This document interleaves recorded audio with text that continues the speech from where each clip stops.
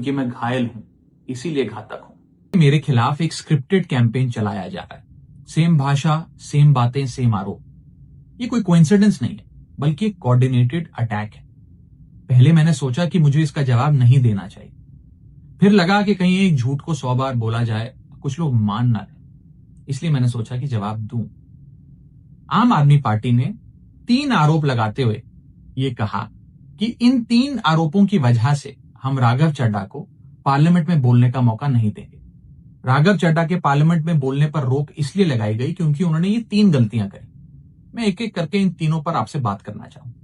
पहला आरोप कि जब ऑपोजिशन पार्लियामेंट से वॉकआउट करता है, सदन से वॉकआउट करता है, तो राघव चड्ढा वहीं बैठे रहते हैं, वो वॉकआउट नहीं करते। ये सरासर झूठ है, सफेद झूठ। मैं चुनौती देता हूं, एक इंस्टेंस, एक दिन ऐसा बताइए जब ऑपोजिशन ने वॉकआउट किया हो और मैंने उनका साथ ना दिया हो, मैं साथ में वॉकआउट नहीं किया हो। और पार्लियामेंट में तो हर जगह सीसीटीवी कैमरा है। आप सीसीटीवी कैमरा निकाल कर दिखा दीजिए, दूध का दूध और पानी का पानी हो जाए।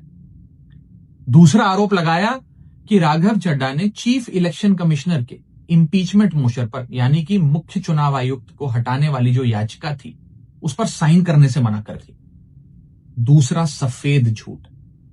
ना मुझे आम आदमी पार्टी के किसी भी नेता ने इस मोशन पर साइन करने के लिए कहा, ना औपचारिक तौर पर कहा, ना अनौपचारिक तौर पर कहा। और आम आदमी पार्टी के राज्यसभा में कुल 10 सांसद हैं, जिनमें से 6 या 7 सांसदों ने इस मोशन पर खुद ही साइन नहीं किया। तो भला इसमें मेरी क्या गलती? खाली सारा दोष मुझ पर ही क्यों मढ़ा जा रहा है? और इस मोशन के लिए राज्यसभा में कुल 50 सिग्नेचर चाहिए होते हैं, यानी कि 105 विपक्षी सांसदों में से मात्र 50 सिग्नेचर से ये याचिका पूरी हो जाती। तो इतना शोर क्यों?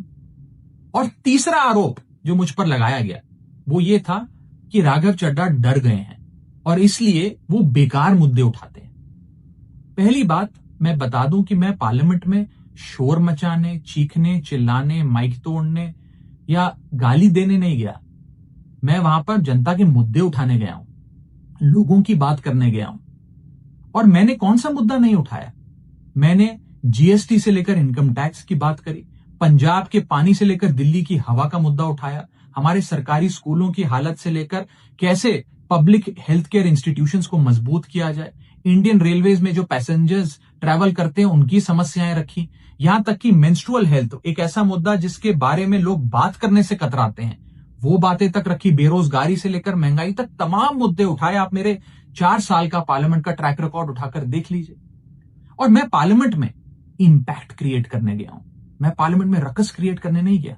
ये टैक्स पेयर के पैसे से जो पार्लियामेंट चलती है, उस टैक्स पेयर के मुद्दे उठाने में पार्लियामेंट में गया। अंत में मैं बस इतना कहना चाहता हूं कि जो लोग आज मुझ पर आरोप लगा रहे हैं, झूठे आरोप लगा रहे हैं, कि हर झूठ को बेनकाब किया जाएगा और हर सवाल का जवाब दिया जाएगा। कि मैं घायल हूं, इसीलिए घातक हूं।